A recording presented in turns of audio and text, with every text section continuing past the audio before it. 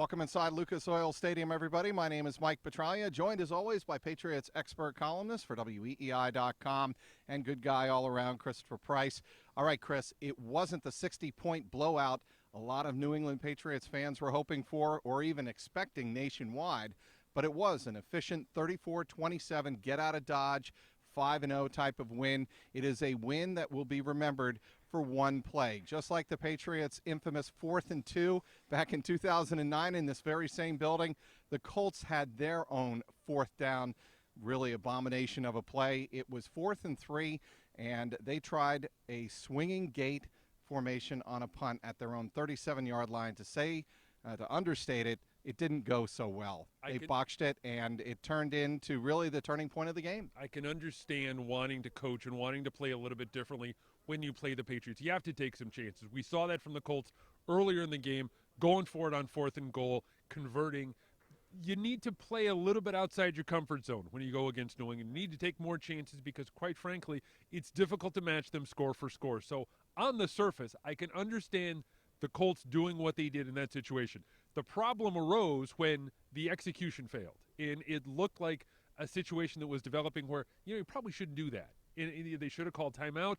They should have done something to stop it before they hiked the ball, and the whole thing just blew up in their faces. After the game, it was Chuck Pagano, Chris, who said, I take responsibility for what happens, and I take responsibility for that failure of a fake punt. And it was Griff Whalen snapping to Colt Anderson, and I think you could read the lips of Colt Anderson going off the field, why did you snap the ball? And Chuck Pagano was wondering the same thing on the sideline. Yeah, you look at it too, and I think it speaks to something that we've talked about on several occasions over the course of the 2015 season, and even going back into 2014.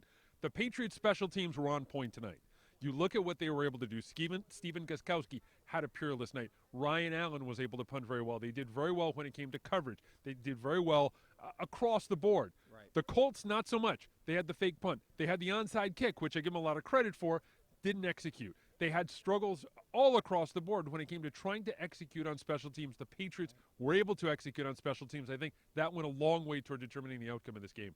Before we close the book on special teams, Chris, I think we'd be remiss to say the Patriots are really holding their breath tonight as they fly back to New England, fly back to Boston, because Matthew Slater limped off in the third quarter. He was on the sideline. He returned, but then late in the fourth quarter, he was on a special teams punt coverage, and he went to make a diving tackle and appeared to injure his right leg. We don't know the severity. Asked Bill Belichick after the game, and he said, no update. We just have to wait till we get back to Boston. We saw him come through as we were waiting outside the Patriots locker room. We saw him come through on a cart. He wasn't lying back and near death. And a lot of times we see guys on a cart, and that's a bad connotation. Or a towel over his head. Exactly. He was sitting up, but he didn't have a smile. He's a guy who I think that we go on and on here, and we even kind of joke about it. He is one of the better guys in the locker room to talk to, but he's the special teams captain. He is absolutely integral to what they need to do, how they need to execute, how they need to get things done on special teams.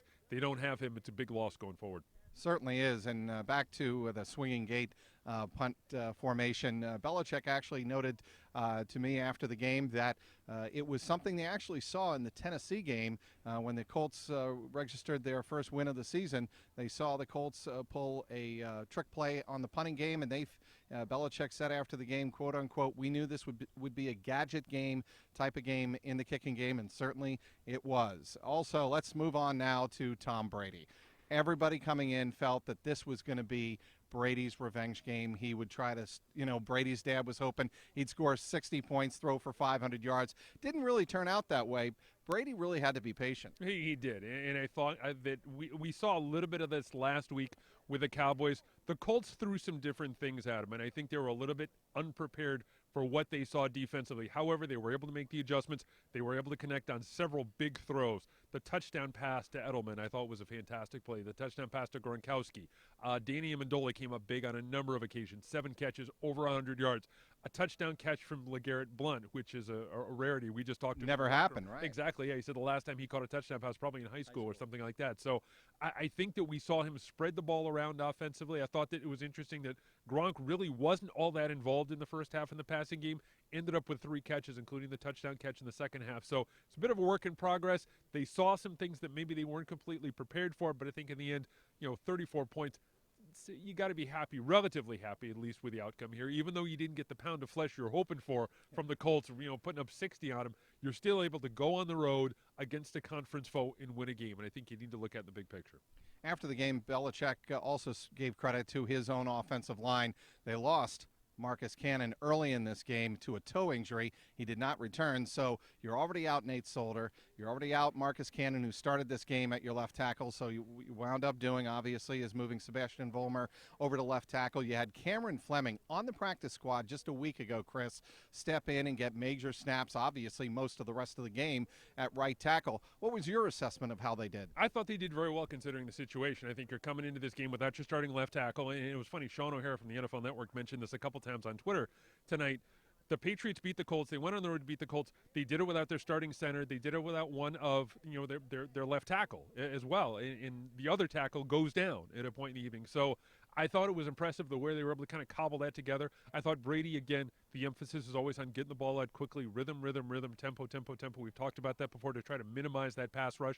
I thought he did a good job on that. I'd like to get another look at the film to make sure he did a good job on that. But I thought at first glance it was good execution in that regard. They're going to be scouring the tackle market, I think, in the coming days. They have a guy in the practice squad, Blaine Clausell, who might get the call up. But under the circumstances tonight, I thought Cameron Fleming did a pretty good job when pressed into service.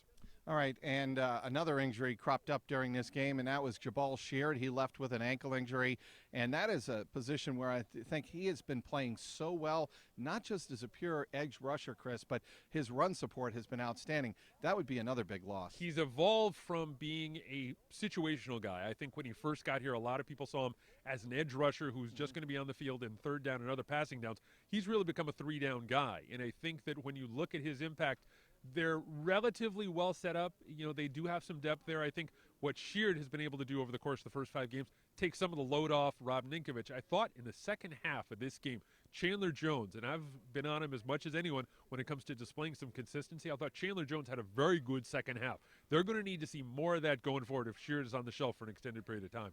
Also had a chance to ask Tom Brady how good it was to see Rob Gronkowski get involved and become the fastest, as you mentioned earlier, the fastest tight end in NFL history to reach 60 touchdowns. He did it in his 70th game. The next closest was, I believe, the San Diego Chargers outstanding tight end Antonio Gates did it in 110 games.